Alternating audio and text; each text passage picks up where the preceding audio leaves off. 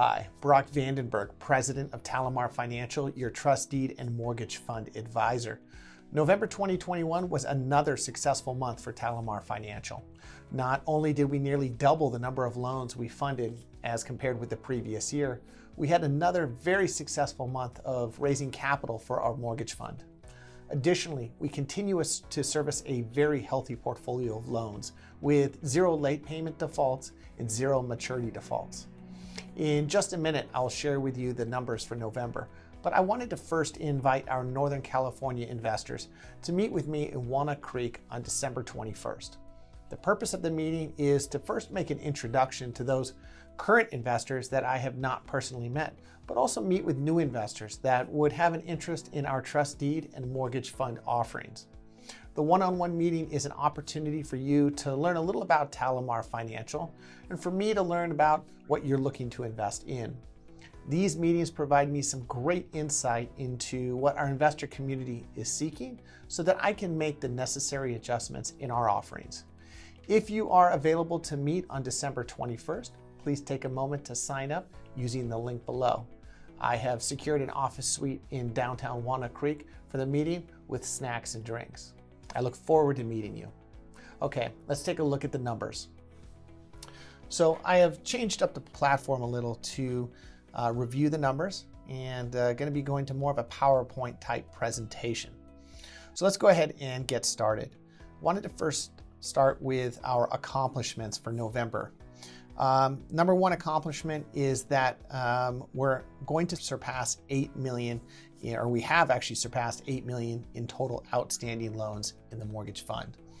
Number two, we have funded 28 loans to date in the mortgage fund. So that's from once we established the fund in March 2021. We've had 8 successful payoffs totaling over 2.5 million. So we've definitely started to create a track record in the mortgage fund. We have raised over 7 million for the mortgage fund. And in fact, we're probably closing in at 8 million about the time of this video. We kept idle cash in the mortgage fund to nearly 0. So that means we have no drain on yield due to uninvested capital. And I think most important is that we have no late payments and no mortgage defaults in the fund. For November 2021, we funded 14 loans totaling 8.14 million. Now this compares with the same time last year that we funded 7 loans totaling 3.4 million. And there's probably a number of reasons why this has occurred. Number one, there is a lot of borrowers looking for private money loans from companies like ours.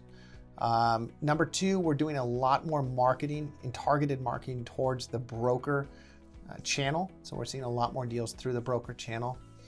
And number three, and again, because of the mortgage fund, we're able to close much quicker on transactions.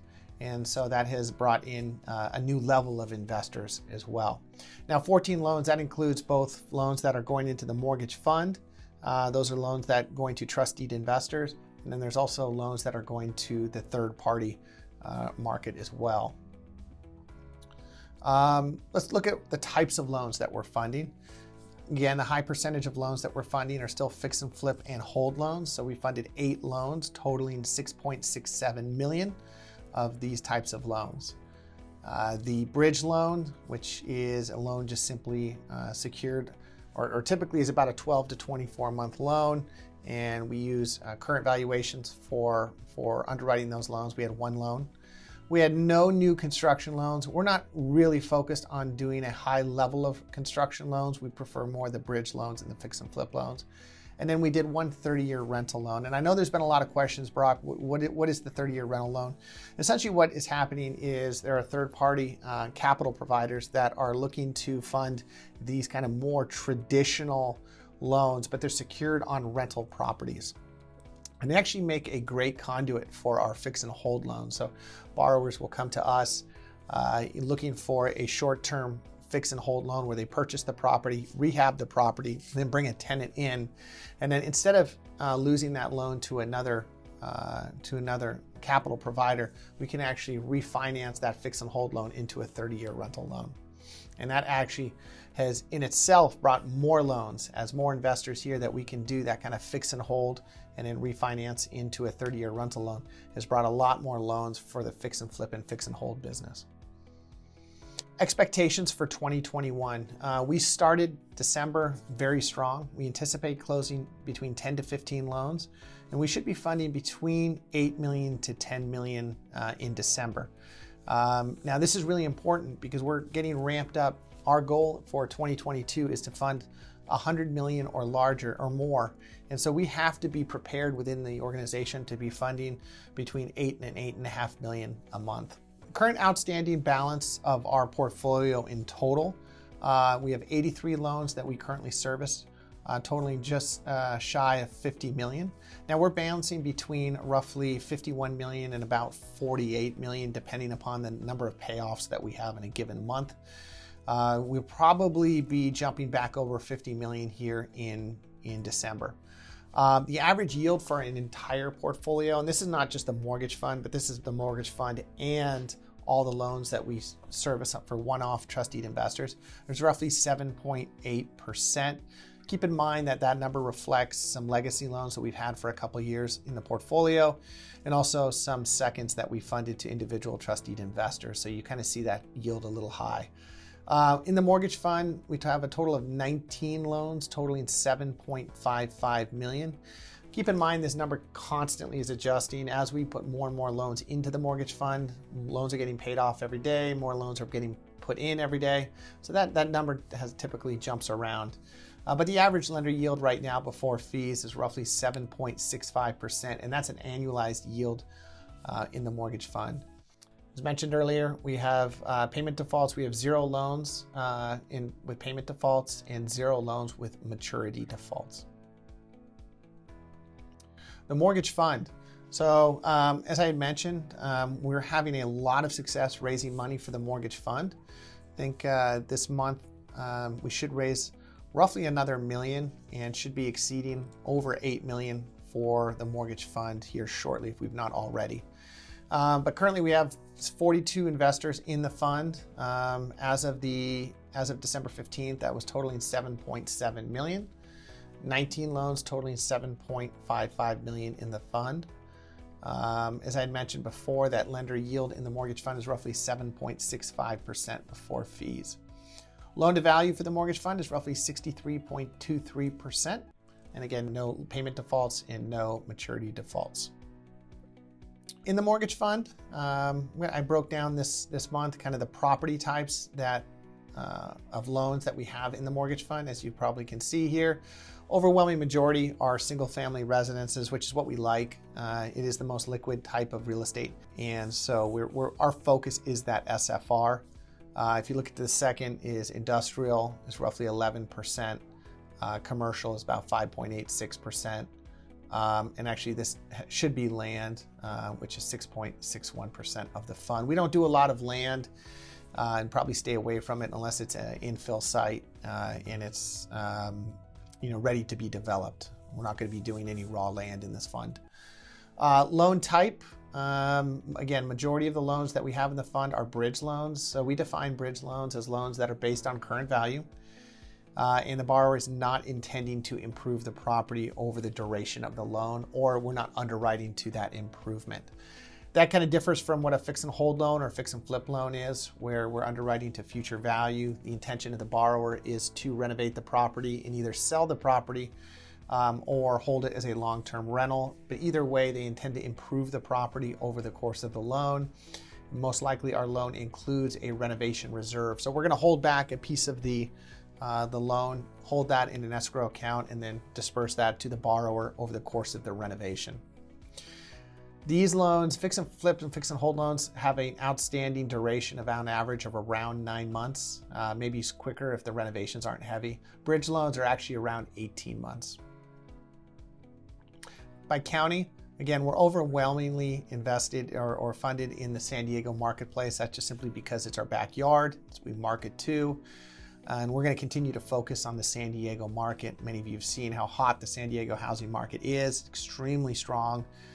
There's just a huge lack of supply of housing in the San Diego market, which is driving this trend of accessory dwelling units. And I'll talk a little about why it's important, or what accessory dwelling units mean and how that's important to the housing market. We've got some exposure, obviously, to Fresno. We've got, I think, one borrower up there that's a strong borrower, and then a couple in San Bernardino, and then one loan in Imperial County. Ownership type, obviously, we all want to be on whole loans. When we first started the fund, we had to take fractional interest, so we still have some legacy fractional interest in some loans that will probably pay off here in the next 6 months or less. But our focus is going to be whole loans.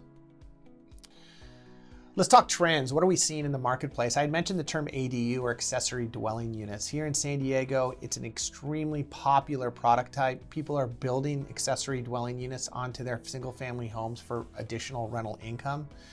Investors are buying up properties just to build out ADUs. And you're seeing that as San Diego has become more and more receptive to approving ADUs, you're seeing a lot of demand for funding to fund the purchase of a property in which the borrower intends to put 1, 2, or 3 ADUs on the property.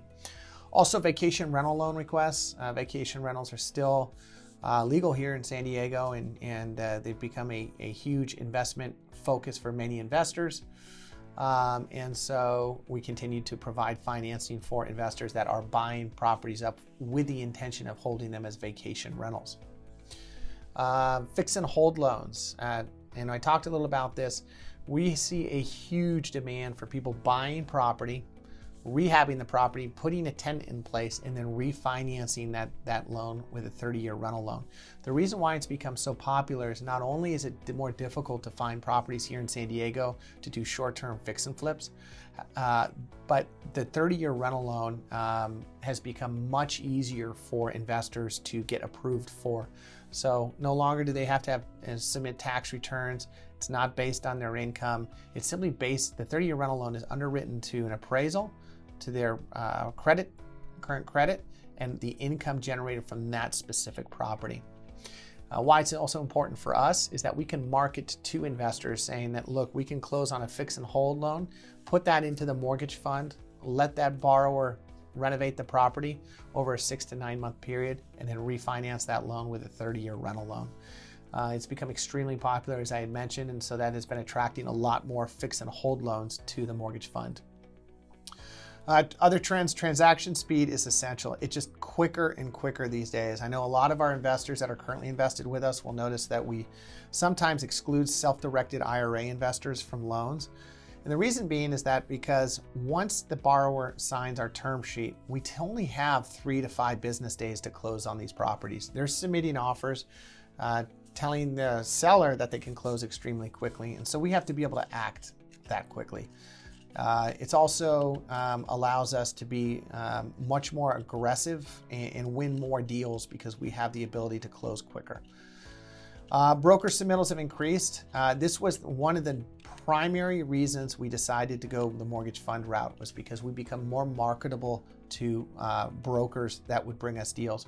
Brokers have a hesitancy to work with trust deed brokers simply because they're not confident that we can bring the money to the table.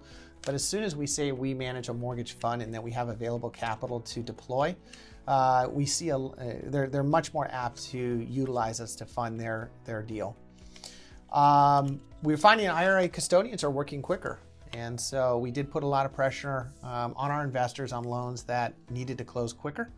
And so they in turn put pressure on their IRA custodians. Now, we do have our preferred IRA custodian. If you want to use a self-directed IRA to invest in these deeds of trust or in the mortgage fund, let me know, and I'd be more than happy to make an introduction to our preferred custodian.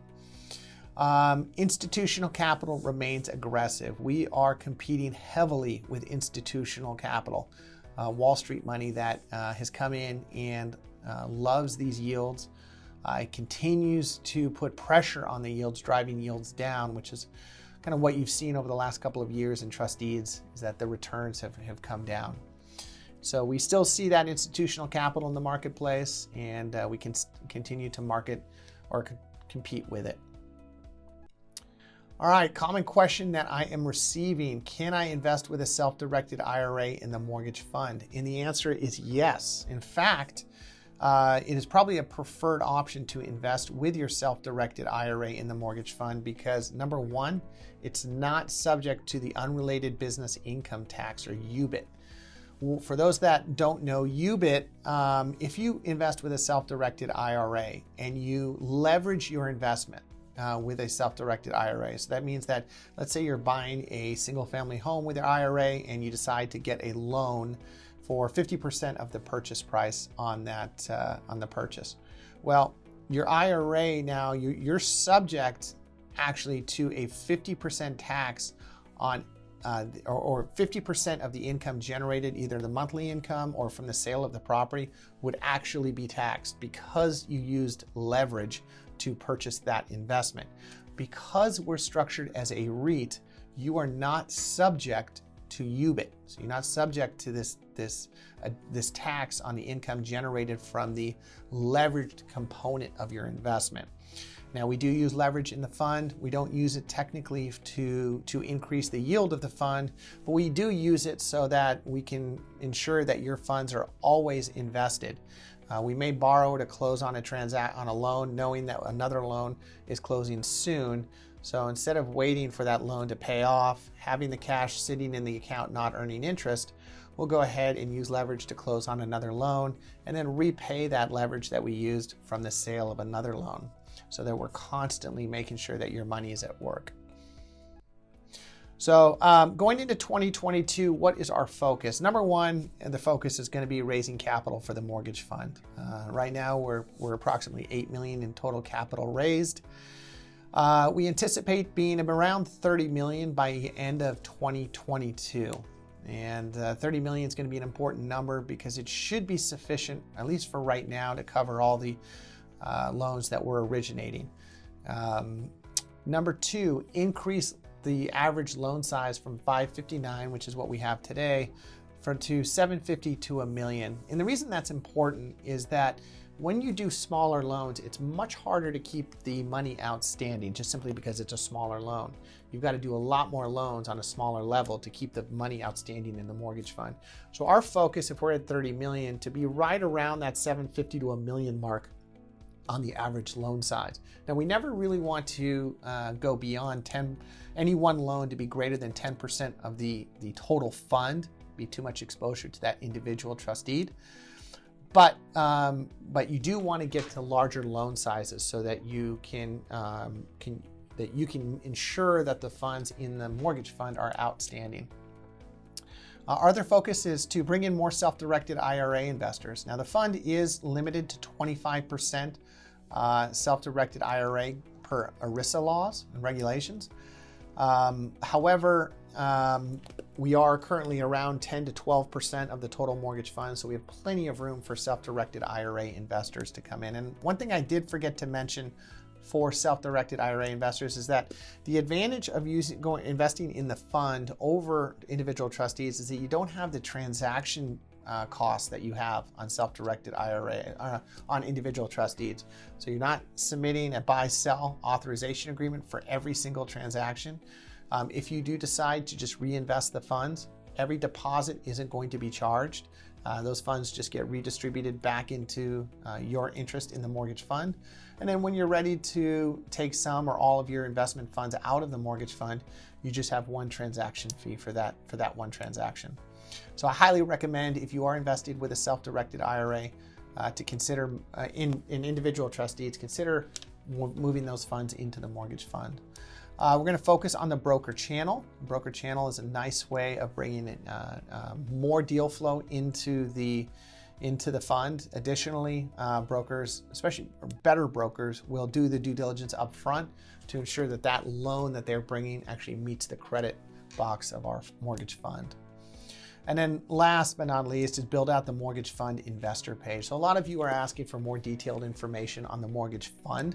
When you log into the lender portal and you view the fund page, we're going to be showing exactly the types of loans in the fund, where they're located, what type of funds, so you'll be able to see real time what the loan breakout is in the mortgage fund. All right, so just a quick brief overview of TaliMar Financial. TaliMar Financial was established in 2008 to fund purchase and renovation loans. Since 2008, I have funded over 650 loans, totaling over 275 million. We should be breaking 300 here in the next month or two, so I'm excited about that. That's a big number here in the office. We currently service a loan portfolio of 83 loans, totaling over 48 million. That number should increase again over 50 million. And I think long term, going into 2022, that number will be closer to 75 million. We focus on residential and commercial loans in the Southern California marketplace, though we're heavily weighted towards more residential, single family and multifamily properties. We launched a trust deed portal, the trust deed portal, in 2018. And for those not aware of the trust deed model or the trust deed portal, the trust deed portal is simply an ability for you, the investor, to log in and view all the available trust deeds, as well as our mortgage fund, and actually subscribe to those individual trust deeds or the mortgage fund through the lender portal. So if you've not signed up for the lender portal, go to TaliMarFinancial.com, select investor, and go down to the drop-down menu, and you can find the link to the lender portal. We launched the TaliMar Income Fund 1 in 2021. And primary reason for that was, number one, just the sheer volume of investor capital that was coming to the company. We needed to find a more efficient way of putting that money out, and TaliMar Income Fund was that tool to do that. Additionally, there's some significant tax benefits for trust deed investors to invest through the income fund. Talking about specific to the mortgage fund is simply mirrors our existing trust deed lending platform. It's just an alternative way of investing in trust deeds. And again, it's a more efficient way of investing in trust deeds if you're an investor. So you're not jumping in between trust deeds when one pays off. Your monthly payment isn't predicated on one loan, but the entire basket of loans that we have in the mortgage fund.